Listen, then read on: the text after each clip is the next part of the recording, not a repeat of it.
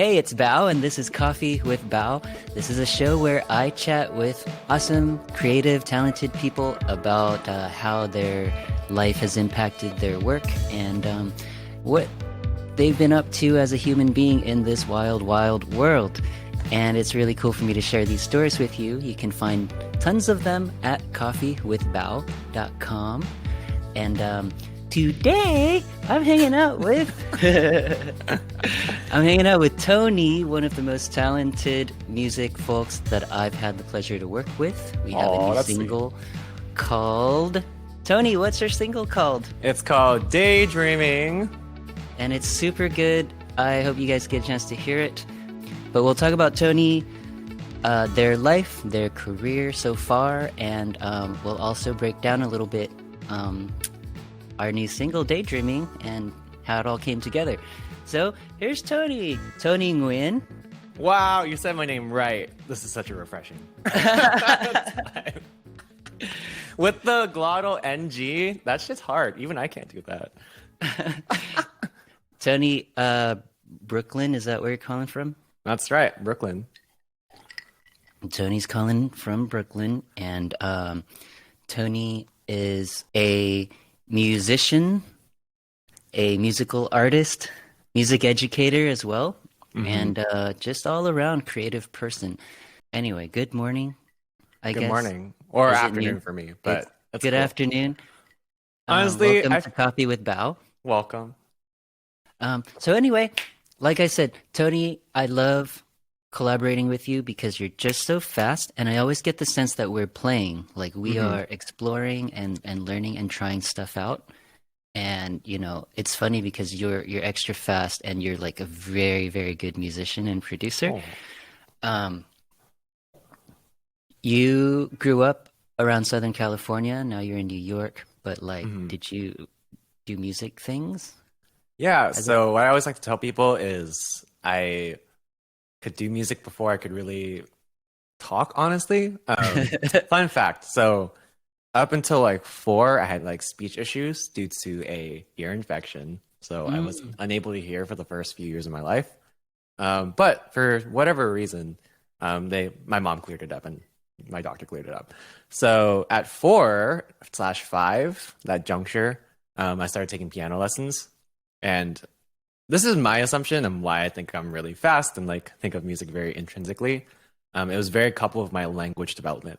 So I've been doing music since forever. I took piano when I was 4 and continue to play piano. I was in band. That was my second love. I played trumpet. And the reason I played trumpet was because, yeah, I know, right? That's something I do regret.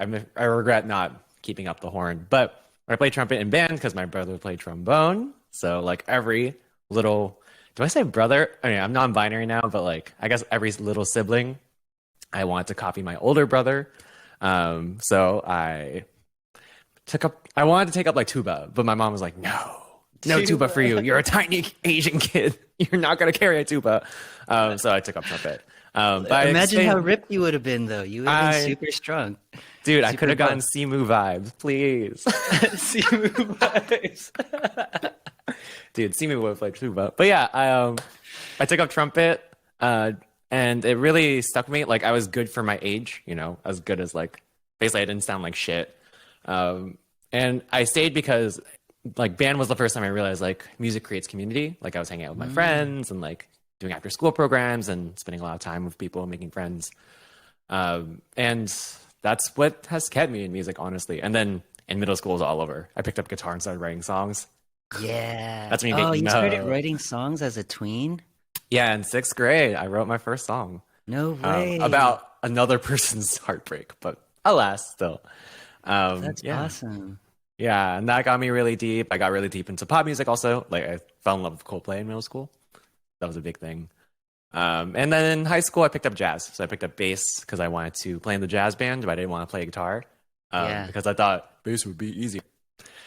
Oh, stupid Tony. But yeah, I picked up bass, and that really changed my career because in high school, yeah, it made my career, honestly. Like, if I didn't have that jazz education, and more importantly, playing bass, as every bass player knows, you get called for a lot of gigs just because there's a lot more guitar players than there are bass players. So even though I was a very mediocre bass player, very new to jazz, I got to play with a bunch of people. Shout out to Cole Riddle. I don't know if I'll ever hear this, but he's a local LA jazz musician, so maybe.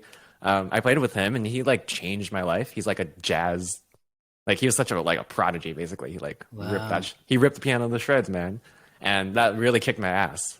As a In a great teenager. way. As a teenager, yeah, I was playing Awesome. like what is that called? Like Joshua Redman, Aaron Parks, like all those like more fusiony modern Mm. jazz. Like I was already there in high school, very underqualified, but as I always tell people, don't be the best person in the room. Like you learn when you're the worst person in the room. I'm always the worst person in the room, so Oh, I stop. got that covered. Too hard on yourself. But yeah, that's when I learned bass, and that's also when I started dabbling into music production with GarageBand. Such cringe. I just wrote John. Oh, I also got into John Mayer, but like I wrote like John Mayer copycat songs. Went off to college, continued to play in bands. So I was in like still in every jazz ensemble. I played in Hmm. pit orchestras. I've played in at one point 12-piece indie pop group with strings and horns and whatever. And I also played in a rock band, just like a 4-piece. And then I went to New York and continued to do my solo stuff. But in a nutshell, to answer your question, yes, I've played music forever. But it wasn't until I like became an adult where I realized music could be a career. So even though I was Mm. doing all this music and like it was encompassing my life and like taking over and like was my whole entire being and reason for living, I didn't let it be my career until way later, just because, as you know, a lot of Asian Americans in the diaspora struggle with balancing like the wants of their immigrant parents versus like what they personally would want to do. So I Yeah. was a software engineer first before I Oh, became a let's talk musician. about this. Yeah. I'm It- segueing you. I I mean, got it's it. super common, right? Hmm. To dedicate all of these man hours and your whole life to, for example, a lot of people take classical piano or violin or something, Hmm. and then they never think that it's a viable career path Hmm. because for whatever reason, there are other options that are safer.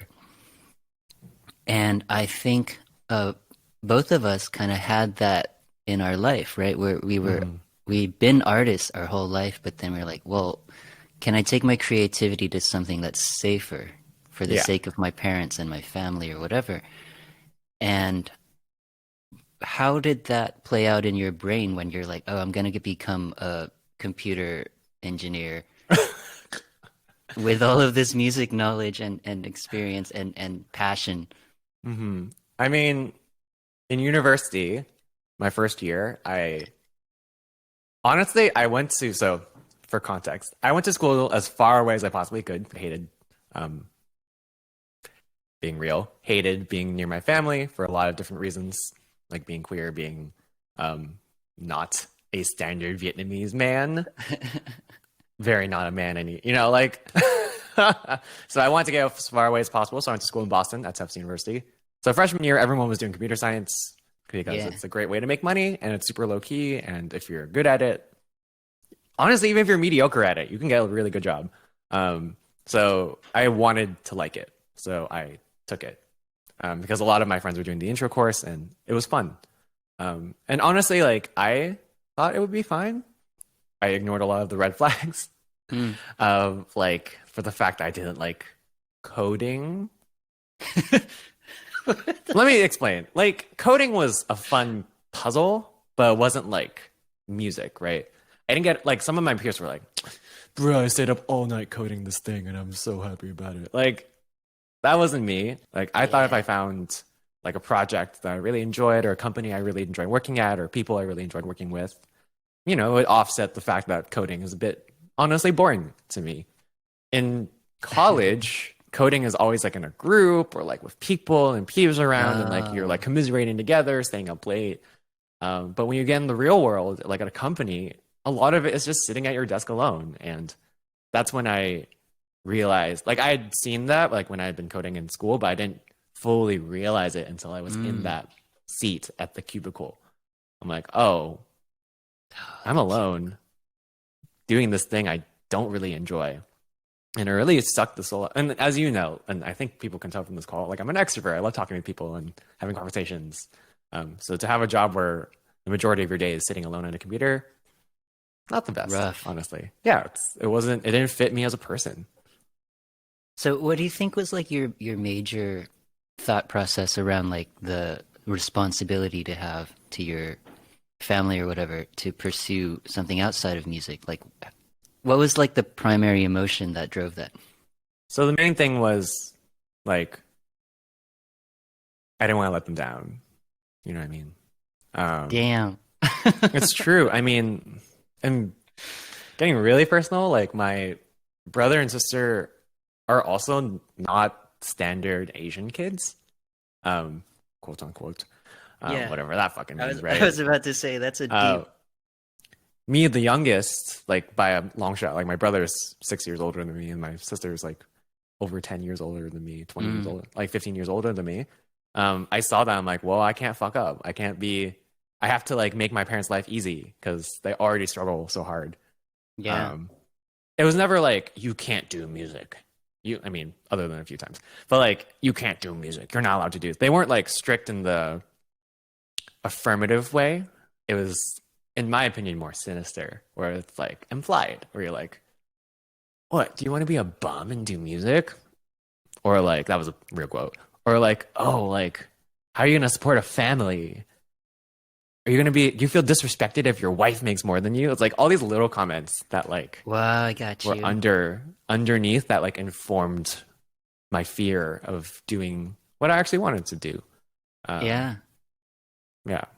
Wow. That thank you for sharing that because that's actually a really like powerful perspective to hear about. hmm I mean, all Mhm. immigrant, no matter how your family is, all immigrant kids have to navigate that.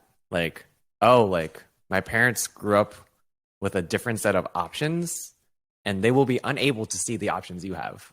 They don't understand, like, and they Yeah, never and it's will. really not their fault because they didn't grow Yeah. up in that environment. And but you know, like that's why it's so appreciated when parents are like way more open-minded about what their kids want to do. Like hmm parents didn't have TikTok back in the day. Like hmm they don't know people can make like whatever six figures doing social media influencing. Like that just never was there, right? Exactly. So it's cooler when parents are just like, "All right, I trust what you're doing, but I'll just support you and ask you tough questions." hmm So And that's cool. to be fair, of course they struggled with it when I first quit, but nowadays they support but don't understand. Um, Making their way towards support fully because, like I said, there are certain goalposts I'm reaching in my career that they can point to. Mm, Right? They know yeah, I'm not just trying to be just a singer yeah. writing songs. Not saying that like that's not a viable career path. It is. Like you can be a working artist. So yeah, anyone listening, you can make money being an artist, but I personally don't want to do that. I don't want being an artist to be my only thing, Yeah. if I'm being honest. And I learned that this past year, honestly. It took a So bit. before I segue into your current work, hmm I wanted to also share that I had to do quite a lot of work with my family over several months or more than a year to kind of hmm just educate them that being in a music career means more than like trying to be the next Justin Bieber, Yeah, like the exactly. super famous artist megastar. There's so many other roles to play in music. And hmm so, I mean, if your family or whatever doesn't understand that, it takes a little bit to explain that and un kind of reveal the behind the scenes of music, right? There's huge teams working on things, and that's Exactly. the fun part, being part of those teams. Honestly, I wish more, even regardless of the immigrant, like being immigrant kids, our parents not knowing that, I would just wish that was a general knowledge thing. Yeah. I wish all musicians knew just how much money there is to make. And how you can, for example, I live in New York City, which is expensive, but I make it work. Um, and my shtick, my soapbox, and you can balance it with your mental health and like what you want out of life, it, which I'm still working through, obviously. But That is a whole thing of mine. And that's why I'm so transparent about like my struggles with like my career and whatever. Like I think there are not enough examples of people who I think if you looked at I'm this is a little tangent, but if you looked at my social media, it feels like I have a glamorous life. Um, and I have it all figured out, and like I'm like doing so many amazing things, which I am. I'm not gonna lie and say it, but I'm also being transparent about like, oh, like I also struggle every day. Sometimes I'm not sure where my money is coming from, but it's all worth it for freedom and the freedom to do what I want to do, which is why I'm still a freelance musician, versus like wanting to get signed to a label. Wow, that's a whole different discussion. That's funny.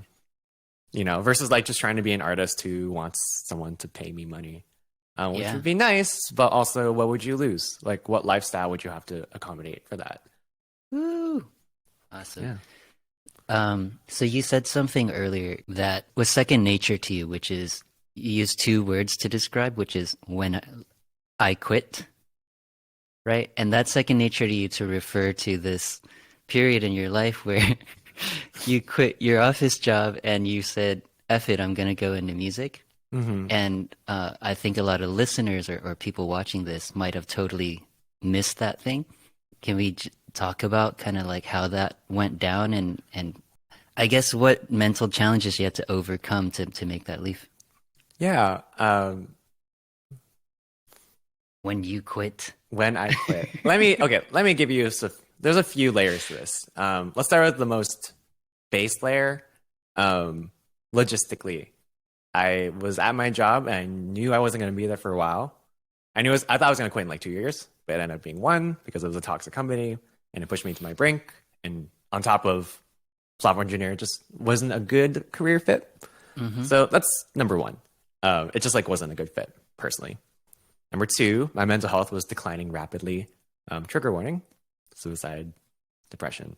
But yeah, I like Real talk. I started waking up every morning, not wanting to get out of bed. And then I'd go to the train and then I'd think about throwing myself in front of it.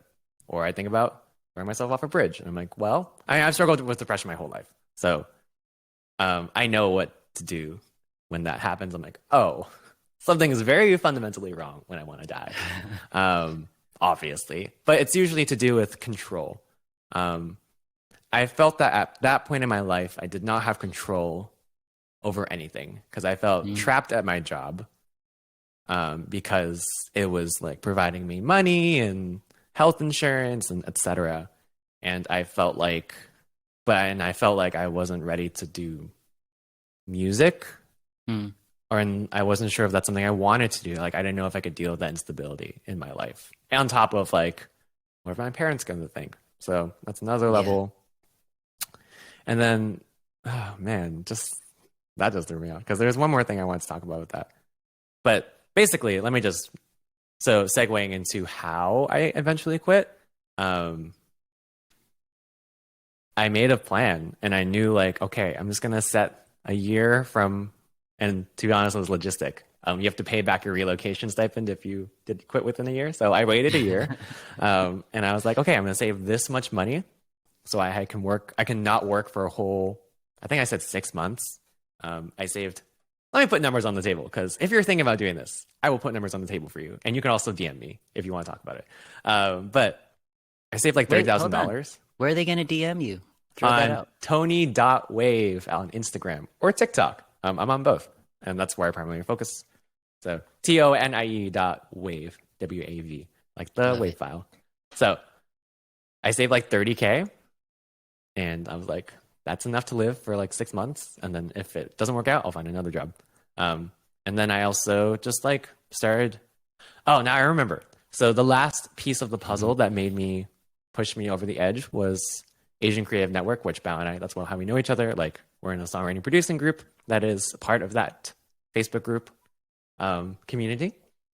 And I started seeing like my own people, Asians, in the music industry because I had never really seen any prior to moving to New York. Like I met my current boss, Tammy, who runs a music school, and like I talked with her and like she gave me a job. Shout out to Tammy. My first music job. And I started seeing like other artists and like other working musicians, and I'm like, okay, I can do this. So just being able to, and that's why I think as much as representation can sometimes feel hollow, when you see like a big, not to like shit on Simu Liu, but like A huge megastar. a huge megastar, like that representation is important in its own way, but also can be hollow. But I think the Yeah. more important representation is seeing Asian folks doing the things they love and thriving. Wow. More important, way more important to me. And that's why I feel like, as much as I'm like, oh, I don't want to be an artist, sometimes it's a fucking pain in the ass. It's so worth it to know, because so many people have been like, I see your life and you inspire me. You inspire me to live more my truth. Whether it be like because I'm non-binary and open about it, or open about my depression, or open about like switching careers, like that to me is so fulfilling. And that's why I keep doing what I do on the artist side. But yeah, all three of those things came together. I'm like, okay, I'm ready to quit. So I did. When you decided that you needed to have a 6-month runway, Mm-hmm. what were the calculations behind where your revenue would come from? I'm going to be honest. I had no idea. Like, I knew I was going to teach. I had been searching for teaching jobs. Playing for people was another. I didn't get any paid gigs till way later, but I knew that was a thing I could do. Mm-hmm. And being an artist. Those were the things I thought I was going to primarily make money from. Mm-hmm. And producing, kind of, because I didn't really feel like I had the chops to produce yet. And it wasn't until the pandemic, when I like was stuck inside, that I like really dug into my craft. And now I would say primarily I'm a producer. And producing is my main source of income right now. So Getting there. getting there, right? It's just the consistency, right? But to your question, I didn't have a primary income stream, but I knew that when I left that 9, or in my case 10 to 7 job, I would be able to take opportunities I wouldn't have been able to before. I didn't quit like just because I was unhappy. I also quit because I wanted a different life. Like I wanted to be able to. I remember like very distinctly, like I got a Broadway gig, like an off-Broadway gig, and I like had to like really shift my schedule around Mm-hmm. just to do like this simple thing. I'm like, and that got me thinking, oh, if I were open, then I could do these all the time. All the time. That's right. And I'm in charge of my own schedule. That was Yeah. not a thing. And I think a lot of people who are freelance really enjoy that. They're like, nobody owns my time except me, right? And my clients, Yeah. kind of. But, that's a whole different topic. All this has been like transpiring in only maybe the last 5 years, right? Faster. This career change, the concept of really claiming your true kind of identity as far as being a non-binary person, Mm-hmm. and having the courage to kind of announce that to all your friends. Honestly, Tony, I'm still like rewiring my brain to use your correct pronouns. So- I haven't fucked up yet. So good job. And we're interviewing. So So like, yeah. it's like it's such a honor to have that responsibility to be like, well, yo, this person like has the clarity of who they are, and they want you to support that, and that's like a nice responsibility for me to have. Mm-hmm. And I don't know, that's just how I feel about it, and I'm proud of you for doing all that. So along with the career change in the last like 3 to 5 years, did that also require some sort of game plan? Like coming out and stuff, or quote unquote Yeah. coming out. Quick thing, coming out's a stupid term because you bring people in and then you can Yeah. choose to accept them or not. Coming out puts the power in other people. So Yes. I'm personally trying to bring that out of my vocabulary, but unfortunately, language is flawed. I think I've been queer for a long time, since like middle school, I'd say. I mean, that's not a long time, but middle school. That is a long time though. Like you're gonna be 70 years old one day, and you'll be like, "Yeah, I've known since middle school." That's a long ass Yeah. time. Yeah, so in the relative of the whole timeline.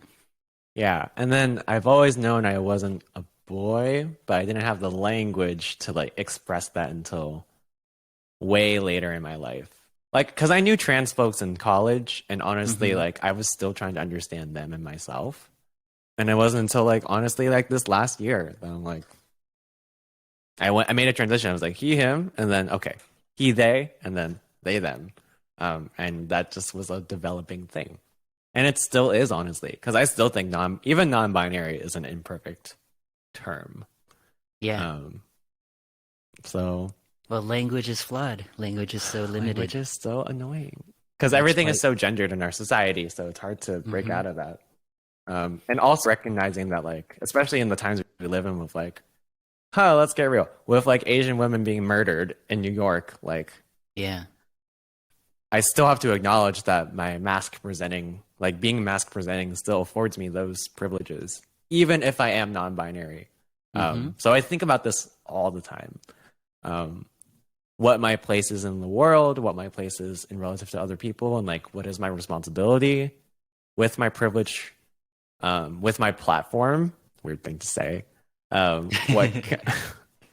What was that? I think that's an important one to cover. What did you feel were your responsibilities? So my responsibility is to, I don't know, be kind, Wow. support people.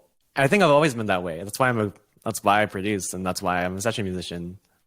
More so than an artist at times, because I think for me, I get the most joy out of helping other people succeed, and find their voice, Yeah. which is, good and bad, because sometimes you ignore your own voice when you do that.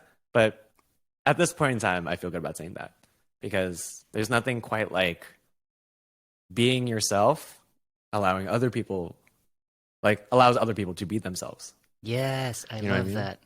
That's So I've that been is, on that role lately. yeah, that's been my responsibility. So that's why I'm like, okay, I'll post me doing makeup, even though it's only been like a day. And I'm like, yeah, people resonate with that. Actually, something that happened the other day is like one of my friends, who I've known since forever. He's like, "Oh, I see your stories and like about being non-binary. Like, I'm non-binary too, and like seeing that help me, like, bring other people into that and like tell other Hmm. people." I'm like,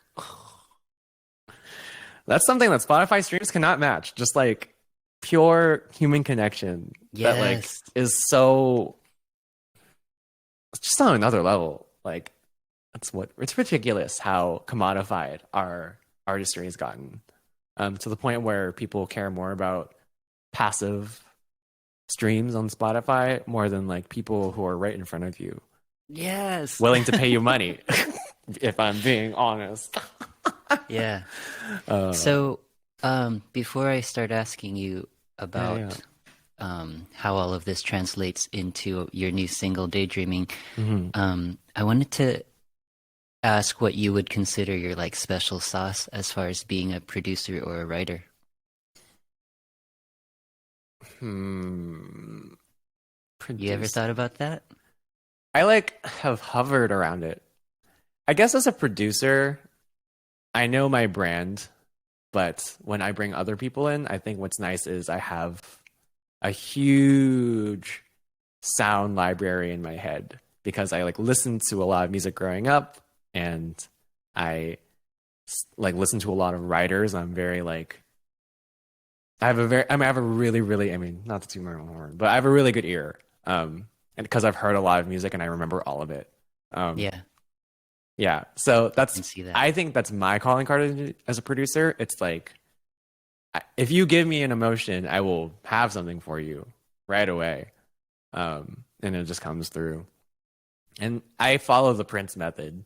You know, Prince's method was just throw it on tape and then see what happens. And I have that same sort of carefree nature when I'm working musically. In anything I do, whether it be I'm playing guitar in the theater gig, or producing or writing or performing, like I just throw it out there. By the way, I was started as a perfectionist. I remember it took me forever to release music, just because I was like, oh, it has to be perfect. It has to be this. I sound like shit. I'm like, whatever. Um, I think I just grew emotionally tired, and I'm like, oh, whatever, it's fine. So I work with and I associate with a lot of people who are still in that place Hmm. where their ideas are still precious and their recordings have to be perfect. What do you think was the big thing to overcome that?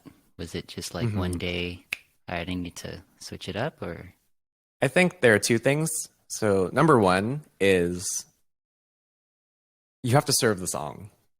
what does the song really need? Like, it gives you a line to draw. So, like, for example, if I'm singing backgrounds and there's like a slightly out of time background or slightly out of tune or whatever, and I just like take a step back and think about, okay, but did it fit the emotion of the song? Did it convey a message that a perfect take may have not of? That's like what makes it human, and that leads to my second half of this. How I overcame perfectionism. I give myself the same grace I give my heroes or heroines, or we need a non-gender term for hero. But I think about like Prince, for example. He sings out of tune on a lot of stuff, or like his recording sounds so tinny because there's no bass. Or if I think about like Adele, another great person, right? She's so flat. Rolling in the deep, and there's this guitar that's like slightly out of time at the beginning, like he fucks up a bit, the guitar player. I'm like, but that's what gives recordings their meaning. Or if you even go back to just the 70s, right, and you listen to Stevie Wonder, and the way he runs, and it's like slightly off the scale, but like that's what gives it its emotion, that's what gives it its bluesy inflection. So like realizing that perfection is actually disgusting and doesn't sound good. And that's the artistic choice. But if you're trying to reach this ideal of perfect, it's not going to serve the music. And in fact, it's going to keep the music inside of you, which is even worse than releasing a song that's like, okay, whatever, like you're a little out of tune. So is like every fucking singer. Right on. In human existence, Yeah. Right on, Tony. Yeah. So I'm very proud that when we started working on Daydreaming, topic-wise, it was something that was very personal and close to both of us. Mm-hmm. And I think that allowed us to like just blaze through the song. And I know you had a session file pulled up. And I wanted to maybe spend like, I don't know, 7 minutes or something, just talking about the evolution of the song. I think we started just discussing like, hey, this is what I've been thinking about. Yeah. And these ideas of pursuing what's authentic to you while knowing it's going to require some sacrifices socially or lifestyle-wise or with your relationships. Yeah, I think if I remember correctly, we started with this loop, like just this guitar part, I think. Right? Love it. That's what we started with. Anyway, the song is about basically like you're afraid of losing your loved ones to pursuing your career and your mental health. So like it's like a duality thing of like my depression makes me anxious about my career and my career makes me anxious about my relationships, and they all interplay in a way that's like, well, what if I lose them? And I guess I realized about this song while I was like thinking about how to tell people about it. I'm like, this song is actually you losing them and like you trying not to lose anyone ever again. If I really think about it. But yeah, if we think about it, right, it's like, where's that vocal? Light drips down the wall. I never have time to call. Pretending like I'm living. Yeah, right? I'm like, that was like, I think the first line, I think we did it in chronological order, right? We did. And I specifically remember when I started those lyrics, I had so many more words in a very more rhythmic pattern. Mm-hmm. And you were on a kick where you wanted really to try to remove as many words and syllables as possible and leave a lot of space. And that's, I love where it landed on. God bless Wendy Parr, my vocal coach. She taught me that. Parr. The emotion is in the vowel and the sung when you sing like, light drips down the wall. But if you sing like, the light drips down, like that takes away, it takes away from the image of light drips down the wall, right?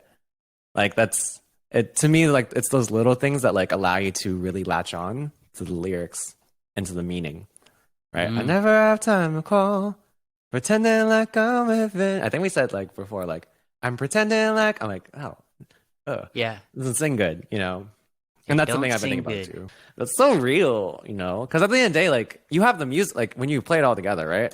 Light drips down the wall. I never have time to call. Pretending like I'm living. Like when you have all that together, it already creates the emotional vibe. You don't need the lyrics to tell you about it. You just Yeah. have it in the music, right?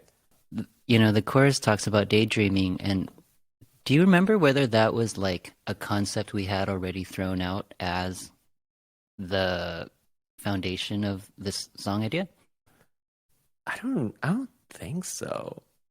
I think, well, I really like this daydreaming concept, and honestly, a lot of my peers disagree with me. It's a hot take.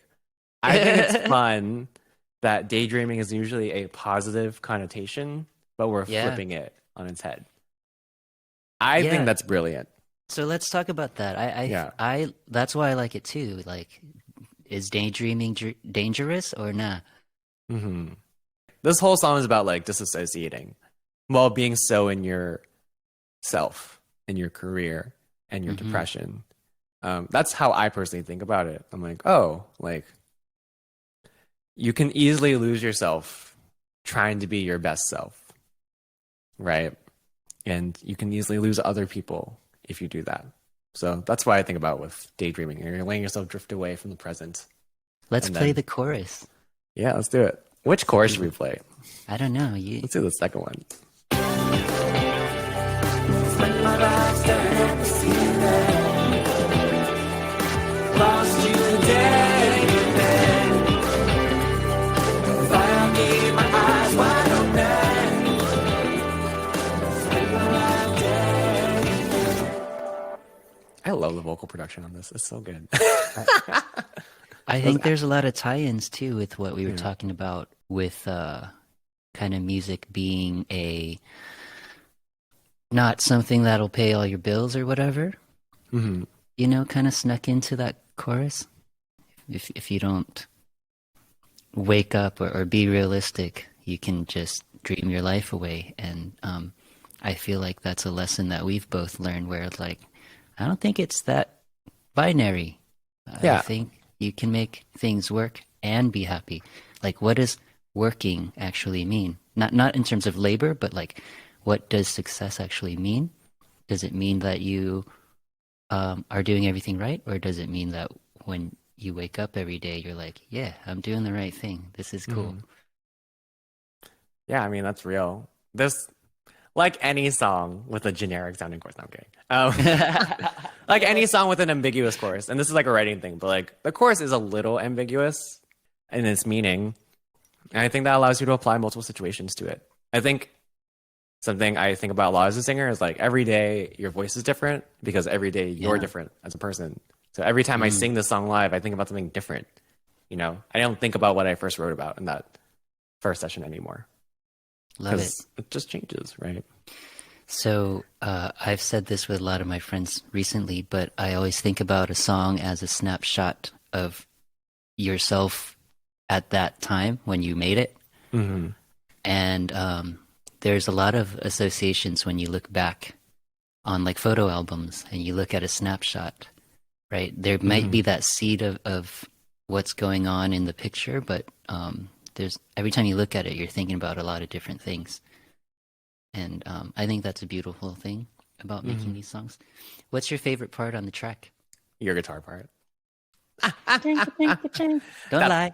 I mean, I love that part, like this part. So there's two parts I'm thinking about. So there's this part.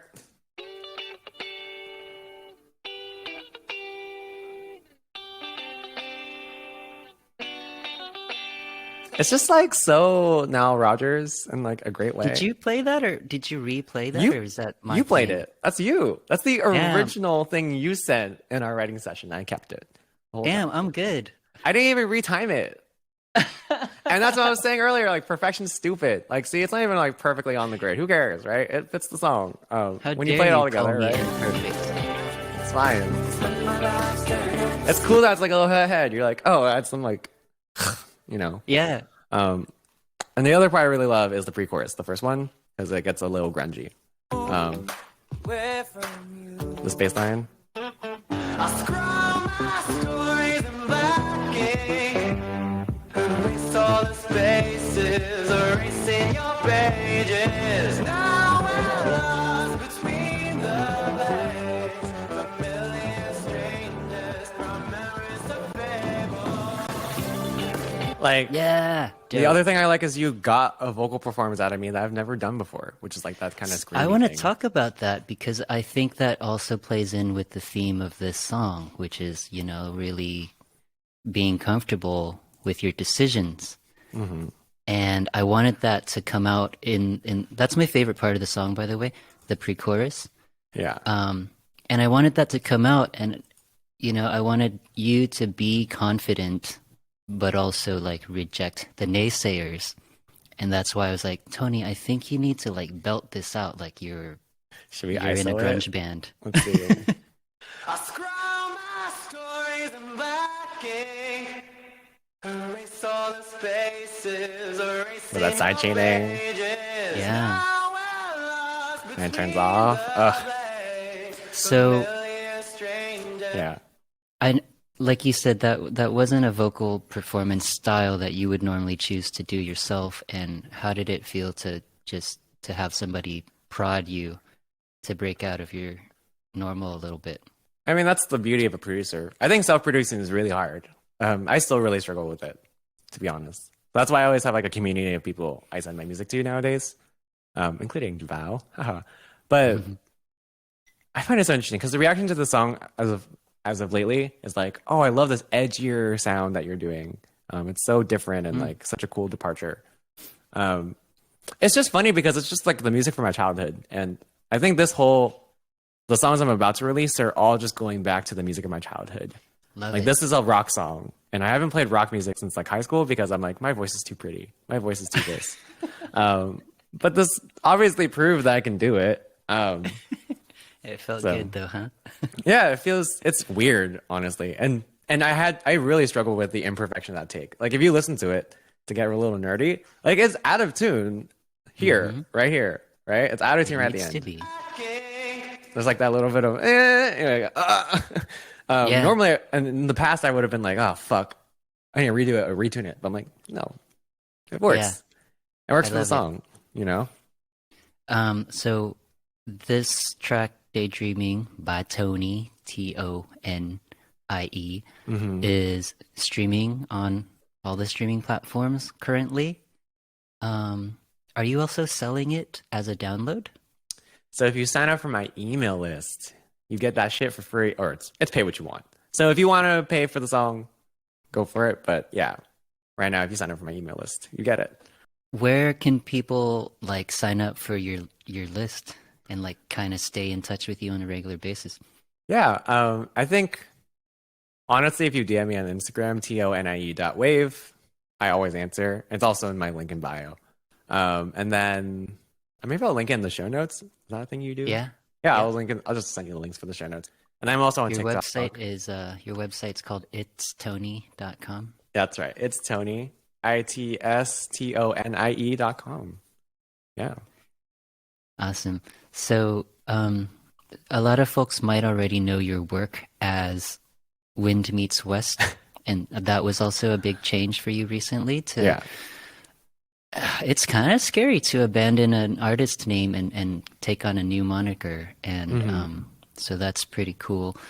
If y'all look up Wind Meets West, you'll find some remnants of Tony's previous songs. How do you feel in total right now as far as like your confidence in those decisions? I mean, at the end of the day, I switched names to center being an artist around me rather than Your like, identity. yeah, my identity. Like, I think the problem with Meets West, it felt very of the old me, like old sound, being frank, old gender. Yeah. From college. And lately I've been like, you know, or when I made the switch, I'm like, I'm gonna pick a name that I can't fuck up. You know what I mean? It's my name. There's no way to not fuck, like, there's no way to fuck that up. It's like, it's gonna be my name forever. I'm sorry, but I had the opposite thought where I'm like, okay, if I release stuff under BAO, that's my name, and I'm gonna like whatever I do with my art is gonna like I have to really own it, and that Yeah. was scary. I think it's empowering because at the end of the day, I'm also like, I mean, this is my strength, the producer, and as a person, and my weakness. I'm not that attached to anything, you know. If I put a song out and I don't like it, whatever, it's there. It's a part of my life. It's cool. And I feel the same way about Way Meets West stuff. That's why I haven't taken it down. I'm like, they're all there. They're all part of my life. And as much as I like cringe about them, I'm like, it's cool. It's not a big deal. And then like with my stuff now, like I'm about to release the best stuff I've ever worked on. And I'm fine with it. You know what I mean? That's awesome. Like, but at the same time, like that doesn't mean, and this is something I'm still working through. Like that doesn't mean my old stuff was bad. It just means Yeah, I'm more you're a happy different with what I'm person. doing. Yeah. Totally. I love that. I've so what's been on my mind lately is how much I appreciate my pretty small circle of friends Mm. because I have been feeling very bombarded by events in the world for the last few years, and it's really nice to seek uh, to just do really mundane things with my friends and like really be present, Mm. you know, like not look at my phone, just being around as a person. That's been a huge thing in my brain lately, just being so appreciative of that. And I wonder what's been on your brain lately, like a preoccupying thought. um, I think the biggest thing right now is how much of my time, money, and energy do I want to give to being an artist? Hmm. And what does success as an artist look like? Because being real, it's like I don't have to be an artist. I can make just as much money not doing that. In fact, I'd probably Yeah. make more money. And then, not that it's always centered around money, but it's the truth. Like we have to make money to live. Especially nowadays that I'm like exploring like my gender and like exploring like different experiences in life and like doing all these different things. I'm like, do I even need to be an artist to be happy? To be a full human being? And the answer I've come to is yes. But I think something I'm working through is like, okay, then if you don't care about Spotify streams, if you don't care about views, if you don't care about this, then like how do you measure success as an artist? I'm still very much grappling with that Yeah. at this moment. I'm like, well, I want people to hear my music, but I don't want to care about these numbers don't mean anything. So how do I reconcile That's that beautiful, thought? Tony. It's hard. I think every artist struggles with it. Yeah. And I'm still struggling with it. And I will continue to struggle with it. That's okay. Love it. That's Tony Nguyen, aka Tonie, Tonie. Tony and I have a new collaborative piece, a single called Daydreaming, which you can stream on every major streaming platform, or you can find Tony at itstonie.com. Thanks so much for spending all this time with me. It's Yeah, a of really cool course. conversation. Yeah. Oh, can I plug my tour before we go? Yeah, that'd be awesome. Yeah, I'm going on a mini tour. Wow. Okay, so in March 12th, I'm playing in New York City at Gold Sounds in the afternoon. March 17th, I'm playing in Nashville at the Happy Hour at Camp in Nashville. So CAMP, and it's like an AAPI showcase. So it'll be cool. I love them. But yeah, I'm also playing at the Great Reuben, Philly on the 19th. And then in July 30th, tentatively, I'm going to be in Toronto. But again, if you like what we're hearing, I would love to see you in person and chat about all this stuff. So feel free to drop me a line on my DMs.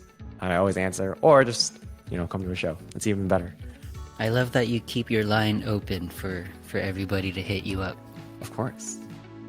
Awesome, Tony. Thank you so much. You guys have been watching Coffee with BAO, or listening if you're on the podcast version. You can find this show on coffeewithbao.com if you want to check out any of the other episodes. Also, there's like a big support button. I think it's a blue button that says support. And my goal is just to have folks who enjoy this show kind of pitch in whatever they can to help me produce these things. It takes a ton of time and money to do all the research and put all the production together, so I really appreciate that. But otherwise, everybody take care of yourselves. There's a lot going on. Enjoy the music that we pour our hearts and souls into. And Tony and I will see you next time on the internet. Bye, y'all. Bye, y'all.